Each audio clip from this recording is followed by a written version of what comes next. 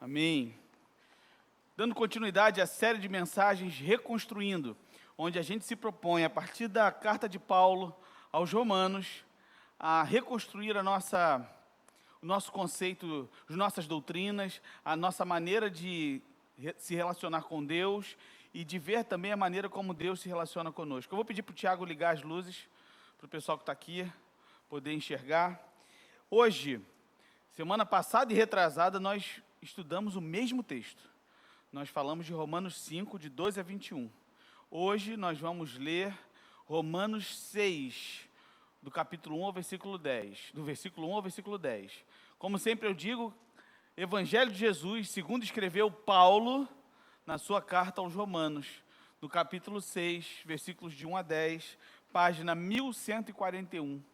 Abra aí na sua casa a sua Bíblia, chame sua família. Você já curtiu o vídeo? Já se inscreveu no nosso canal? Já ativou o sininho? Já compartilhou o link com todo mundo, seus amigos? Faça isso agora, é muito importante que essa mensagem chegue ao maior número de pessoas possível. Faça isso agora. Romanos 6, dos versículos de 1 a 10.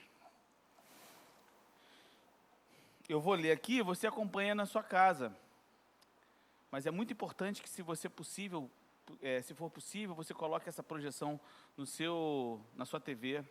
O celular tem muitas distrações, ou o computador, né, algo que não te tire tanto a atenção quanto o celular. O celular, toda hora chega uma mensagem, uma notificação, e acaba atrapalhando, desviando a sua atenção. Então, se você puder projetar na sua TV, é muito melhor. Romanos 6, de 1 a 10. Mas antes disso, feche seus olhos, baixe sua cabeça e vamos orar. Pai Santo, Deus de infinita misericórdia e graça sem fim, queremos te pedir agora, em nome de Jesus, que o teu Espírito Santo ilumine a mente dos teus filhos.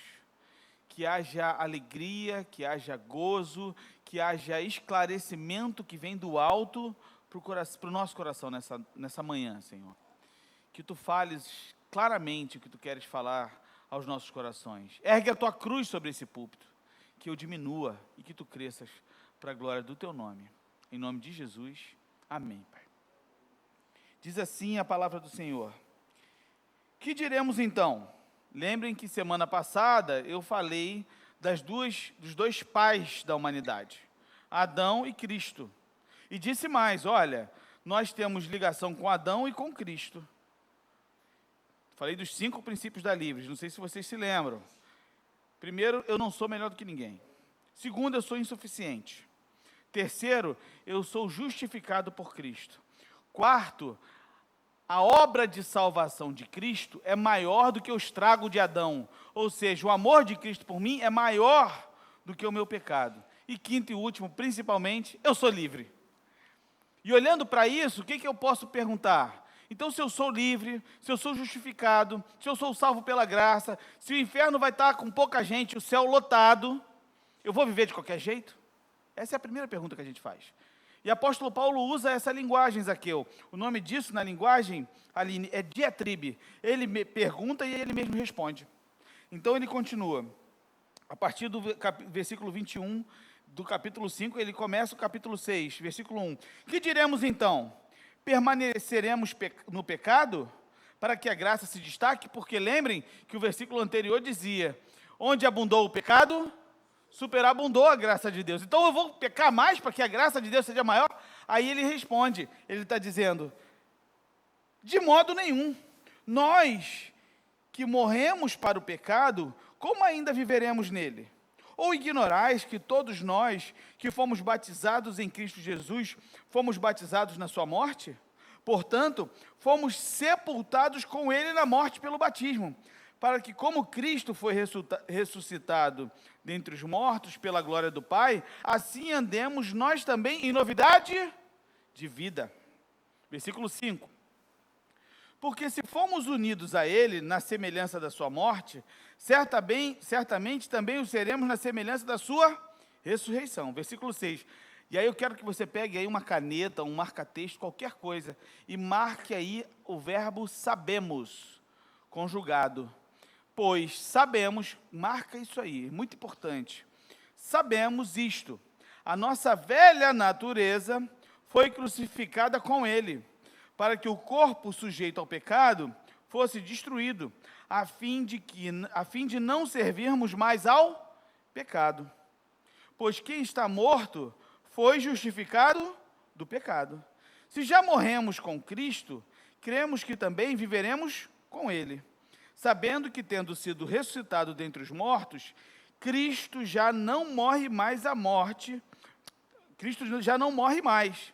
A morte não tem mais domínio sobre ele, pois quanto a ter morrido, morreu para o pecado de uma vez por todas. Mas quanto a viver, vive para Deus. Olha que lindo. Olha que lindo. Aliás, esse capítulo 6, eu falei na semana passada e retrasada que talvez o capítulo 5 seja o capítulo mais lindo e mais importante da Bíblia, né? Ou um dos mais, né? Mas eu olho para o 6, eu também tenho essa mesma impressão. Eu não sei se quando chegar no 7 eu vou dizer mesmo algo no 7, não, que o 7 é mais pesado. Mas eu tenho essa impressão muito claramente quando eu vou ler Romanos, a Rô, um beijo, Rô, falou assim: pô, pastor, assim como teve o livro da série O que Aprendi com Jesus, vai ter que ter a série de Romanos também, porque essa série é maravilhosa, está ensinando muito para a gente. Glória a Deus. Quem sabe também não vai ter O que Aprendi com Romanos, não, brincadeira. Mas quem sabe não vai ter a nossa série de o nosso livro também, sobre essa série de mensagens. E eu me lembro, eu estava refletindo sobre esse texto, e me lembrei uma história. Vocês sabem, não sei se parece, né? Eu fui criado na Assembleia de Deus, e quase não dá para perceber, eu sei. E lá na Assembleia de Deus de Madureira, que é a igreja da minha mãe, eu adorava ir para a igreja. E você vai dizer: pô, Alex é crente desde pequeno. Não. Eu gostava porque eu ia fazer bagunça. E lá na igreja de Madureira, lá é muito grande. Vocês sabem aquela igreja do relógio que tem ali em Madureira? Era aquela igreja, é muito grande. Aquilo ali é enorme. E ela recebe gente do Brasil inteiro quando tem um congresso. Eu não sei como é hoje, mas antigamente tinha um galpão lá em cima, um espaço lá que eu não sei mais como é, que devia ter uns 1000 colchões. Mas vocês lembram que antigamente os colchões eram de palha? Não tinha os colchões de palha? Os colchões eram de palha, tinha uns 1000 colchões. O que não é da tua época, tá bom, Ronald? O que a galera fazia? Os outros, né? Eu não fazia. Pegava os colchões, subia e se jogava lá de cima, em cima dos outros colchões, né? Então, esse era o legal, a gente ia para lá para subir. Eu só queria ir para a igreja para aquilo, Sua. Era exatamente aquilo. E engraçado que uma vez lá tinha um diácono, eu não me lembro o nome dele, mas o apelido dele era Perninha, Diácono Perninha, porque ele tinha uma perna defeituosa, tadinho, e aí ele andava com dificuldade. Você imagina o Diácono Perninha correndo atrás dos meninos na igreja. E detalhe, aí era mais zoado ainda: vai correr atrás da gente, Diácono Perninha, gritava e saia correndo. Esses meninos não são crentes, né, gente? As crianças não são crentes. Eu era o único que era crente. Impressionante. Eu orava pela vida deles. Mas tinha o cara que era o mais atentado de todos. Aliás, nessas turminhas tem sempre o mais atentado de todos. O Odimar.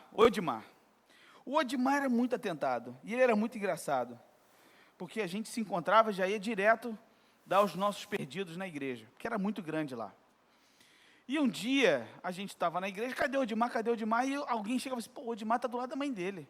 Falei: vamos lá chamar ele. Quando a gente chega, o Odimar estava sentado, com a Bíblia na mão, de terno e gravata. O Odimar, eu devia ter, 8 anos. Eu devia ser da idade do Serginho, talvez da idade da Ana Luísa. Das crianças, Alice, por ali, sabe? Uns 8 para 9 anos. Ele estava de terno e gravata, calças curtas, né, para não fugir à tradição. Menino na moda naquele tempo. E aí ele, bem sério, né? Tipo assim, aí a gente: vamos para ali. Aí ele, a mãe dele dando um cutucão nele, né? Para ele não olhar para o lado. E a gente chamando e ele olhando para o culto, né? Fechando o olho, dando glória a Deus. Imagina uma criança de 8 anos de terno e gravata, dando glória a Deus. Enfim, fomos lá para fora. Falei: o que aconteceu com o Odimar, coitado? A gente rindo, né? O Odimar de terno, que era engraçado, né? Beleza, terminou o culto, todo mundo chega. Odimar, o que que houve? Ele com a Bíblia debaixo do braço.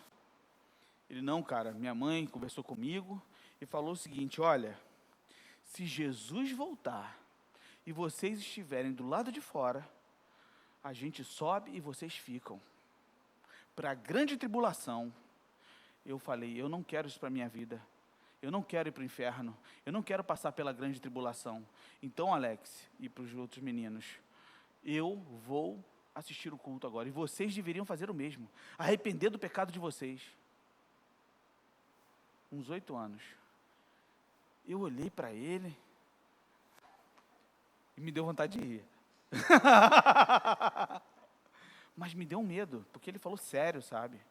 Ele falou sério. A minha vida foi mais ou menos... Agora, só aqui um parêntese, né? Eu estou pensando aqui agora. Imagina o seguinte, eu digo que o Odimar era o mais atentado, né? Eu perdi o contato com ele. Mas você imagina se o Odimar estiver contando a mesma história, dizendo que eu era o mais atentado. Sabe aquela história, tipo assim, pô, vocês não conheceram o Alex, que era o mais atentado. Mas essa história do Odimar é muito emblemática para mim, porque depois eu passei por situações semelhantes. Eu me lembro também em outra igreja Assembleia de Deus, que eu fui criado, da igreja da minha avó, que tinham 2 irmãs no portão conversando. Nada contra a Assembleia de Deus, amo, sou assembleano até hoje, gente. Nunca deixarei de ser assembleano. Amo os meus irmãos assembleanos no fundo do meu coração. Respeito muitíssimo a igreja, mas nós precisamos ser fiéis ao que o Evangelho diz. E eu não posso negociar aquilo que Deus colocou no meu coração. E eu lembro que eu estava no portão e uma irmã chegou para outra, Aline, e falou assim, minha irmã, me perdoa. Aí ela disse, perdoa, não sei o que, ela me perdoa porque eu quero ir para o céu. E no céu essas coisas não podem entrar, eu quero ir para o céu, então me perdoa. Eu olhei, ouvi aquilo, naquela hora eu falei assim, nossa, eu não vou falar o nome da irmã porque ela é viva ainda e vai que ela assiste, né? E eu fiquei, nossa, a irmã fulana de tal é muito crente, né? Pediu perdão. Aquilo ficou marcado, e depois quando eu conheci a doutrina da graça, eu pensei, nossa, ela não está pedindo perdão porque ela ama Jesus, porque ela ama a irmã e quer ficar bem com ela. Ela pediu perdão porque ela tem medo de ir para o inferno. Gente, eu fui criado nessa gangorra. De hora eu estou salvo, de hora eu estou perdido. De manhã eu acordo salvo, à noite eu durmo perdido. Porque de manhã você acorda meio zerado, né? Sem pecado, tipo assim, parece que fica tudo no lençol, né? É tipo o dorme sujo, acorda limpo, sabe? Se limpa no lençol, é mais ou menos isso, o lençol da graça. Boa ideia, né? Mas era mais ou menos assim, de que quando tinha ceia, semana da ceia, quando chegava quinta-feira, tem ceia essa semana. Eu tentava ficar no sapato, porque como é que eu vou tomar ceia em pecado? Porque ai daquele que toma ceia indignamente. Essa não é só a minha história, essa é a história de todos nós. Sendo você criado num ambiente religioso, em que isso é apontado o tempo inteiro, sendo não criado, porque a culpa, ela nos acompanha. Mas quando a gente conhece a graça de Deus, e a gente tem falado sobre isso insistentemente, por isso que eu preguei Romanos 5, de 12 a 21, 2 vezes, para ver se isso entra na nossa cabeça de uma vez por todas, que a graça já nos salvou, já nos limpou, o sangue de Jesus nos purificou de todo o pecado, é inevitável fazermos outras perguntas. E a primeira delas é, então eu posso viver de qualquer jeito? Pode. Pode. Você quer viver de qualquer jeito? Vive. Agora, isso pode significar que você não seja um redimido. Por quê? O redimido, ele começa a demonstrar frutos da redenção na vida dele. É o que o apóstolo Paulo está falando. Olha o que ele diz lá no versículo 1. Ele diz, que diremos, pois, então? Permaneceremos no pecado para que a graça se destaque? Ele diz, não, de maneira nenhuma. Nós que morremos para o pecado, se você tem um desejo ainda de viver no pecado, significa que você não morreu para o pecado. Olha o que ele está dizendo. Se nós que morremos para o pecado, como ainda viveremos nele? Se a gente já morreu para o pecado, como é que a gente vai viver nesse negócio? Não faz mais sentido. E aí eu entendo que a graça de Deus, ela me salva, me purifica, me livra do meu pecado, da condenação eterna, e me traz para uma nova realidade. Qual é essa nova realidade? Em que eu não tenho mais a ver com o pecado. Significa que eu não vou pecar mais? Não, não é isso que eu disse. Eu disse é que o pecado não faz mais sentido para mim. Aí você vai olhar para mim com toda certeza do mundo, não vai falar, mas vai pensar, pastor, tem pecados que têm muito sentido para mim. Para mim também. Muitos pecados fazem muito sentido para mim, para a minha natureza pecaminosa. Mas o que o apóstolo Paulo está querendo dizer, Gilvan, é que a graça que me salva, ela também vai me trazendo para um novo comportamento, como diz, não sei se é em Efésios, que diz que o apóstolo Paulo vai dizendo que vamos nos despindo do velho homem e nos vestindo de uma nova realidade. Nós não vivemos mais daquele jeito, nós vamos viver de outra maneira. Versículo 3. Ou ignorais que todos nós, que fomos batizados em Cristo Jesus, fomos batizados na sua morte. Ele está dizendo, há uma transição, há uma nova perspectiva. Versículo 4. Portanto, olha a linguagem que ele usa. Fomos sepultados com ele na morte pelo batismo, para que como Cristo foi ressuscitado dentre os mortos pela glória do Pai, assim andemos nós também em novidade de vida. Ele nos convida para uma novidade de vida. Agora, olha que interessante, eu disse para vocês, eu não sei se foi semana passada ou semana retrasada, que o versículo 5 de Romanos 5 é uma afirmação categórica. Ele diz, mas a dádiva gratuita, ele diz, o presente que é dado, e ele é redundante porque ele diz, a dádiva gratuita, então, se é presente, é dado, é de graça, mas ele objetivamente, ele é redundante, ele diz, mas a dádiva gratuita não é como o caso da transgressão, porque se pela transgressão de um muitos morreram, muito mais a graça de Deus e a dádiva pela graça de um só homem, Jesus Cristo, transbordou para muitos. O que ele está querendo dizer é que essa graça, que é uma afirmação categórica e que não requer nada em troca de mim, me convida para viver uma novidade de vida. Não é uma resposta, Aline, obrigatória. Você tem que viver assim. Não, não é isso que a graça de Jesus faz. Moisés, o chamado de Jesus não é uma obrigação para viver diferente. É um convite para viver em novidade de vida. Por isso que é o caminho de Deus em mim. O meu caminho em Deus. E no meu caminho em Deus existem duas coisas. O meu caminho em Deus e o caminho de Deus em mim. Essa novidade de vida, Ronald, também é feita pela ação do Espírito Santo. Não é você.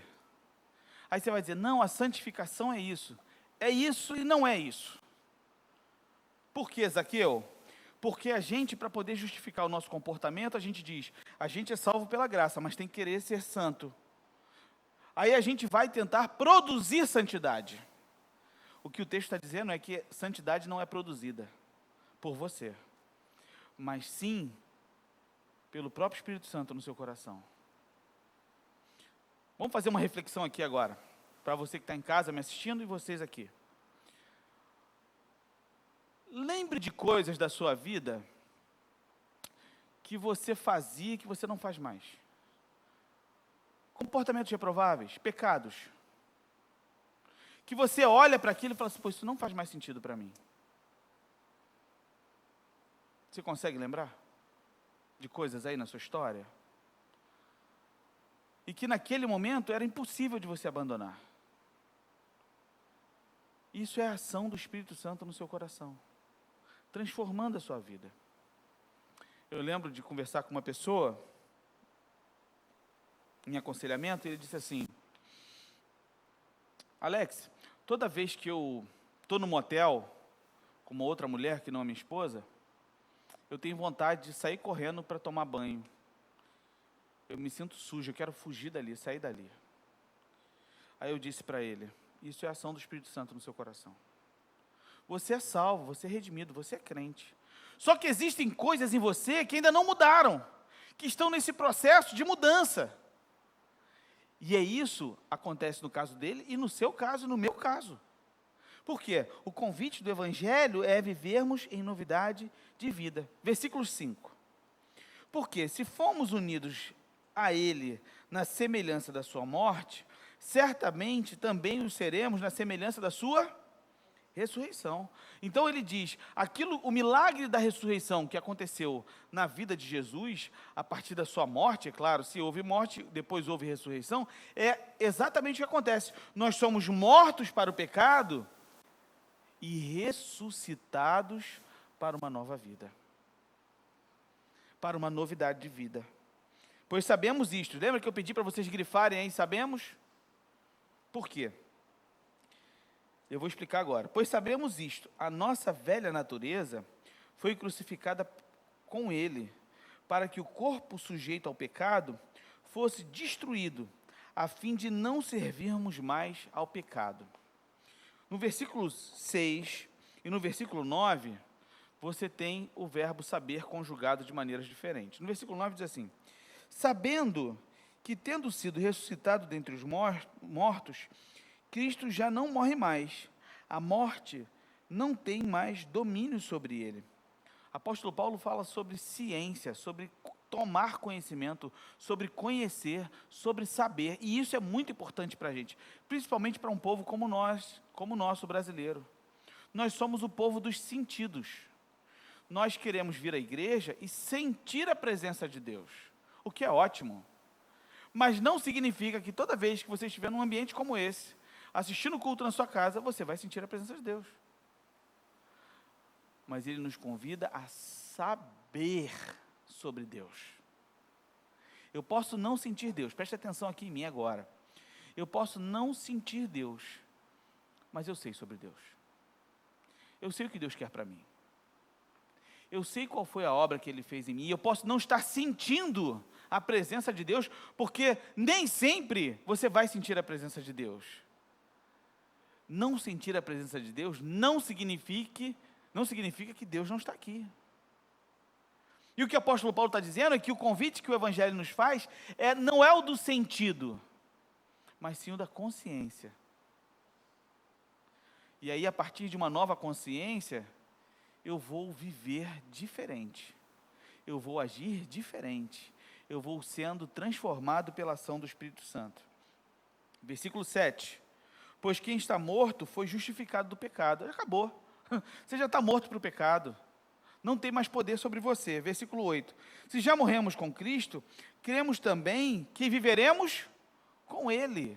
O poder do pecado, o poder da morte que atuava em nós, não atua mais. Porque também do mesmo jeito que Cristo morreu e Ele ressuscitou, nós também morremos.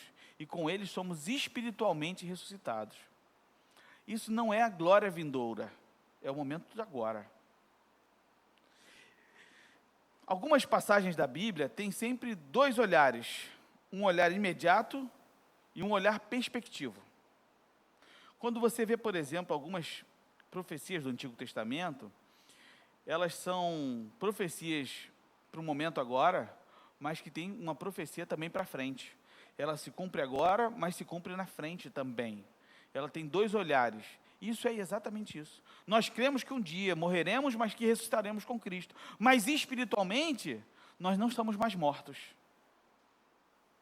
Nós já tivemos a nossa natureza redimida. Ainda não estamos como Cristo quer que estejamos, porque Ele quer que sejamos plenamente como Ele. Mas virá o tempo em que seremos como Ele. E isso é o que o Espírito Santo faz em nós. Versículo 9. Sabendo que, tendo ressuscitado dentre os mortos, Cristo já não morre mais. Não morre mais a morte. Não morre mais. A morte não tem mais domínio sobre ele. Versículo 10. Pois quanto a ter morrido, morreu para o pecado de uma vez por todas. Mas quanto a viver para Deus. É autoexplicativo o texto, eu não preciso dizer mais nada. Quanto a ter morrido, já morremos. Mas quanto a viver para Deus. A minha oração hoje é que eu e você, a gente experimente ter morrido para o pecado e viver para Deus. Porque, como diz o texto também sagrado, que considerai-vos mortos para o pecado e vivos para Deus. Feche seus olhos, baixe sua cabeça e vamos orar. Pai de infinita misericórdia e graça sem fim, nós te louvamos pelo poder da tua graça sobre nós, pelo poder da tua misericórdia sobre nós. E queremos te pedir, Senhor, em nome de Jesus, que o Teu Espírito Santo nos incomode a viver uma nova vida, a vivermos em novidade de vida para a glória do Teu nome. Que a gente entenda, perceba com clareza, que a gente tenha consciência de quem nós somos, e sendo conscientes de quem nós somos, nos entreguemos totalmente a Ti, para sermos totalmente dependentes de Ti. Faz esse trabalho no nosso coração, muda a nossa mente, para a glória do Teu nome nós te pedimos isso. Em nome de Jesus, amém, Pai.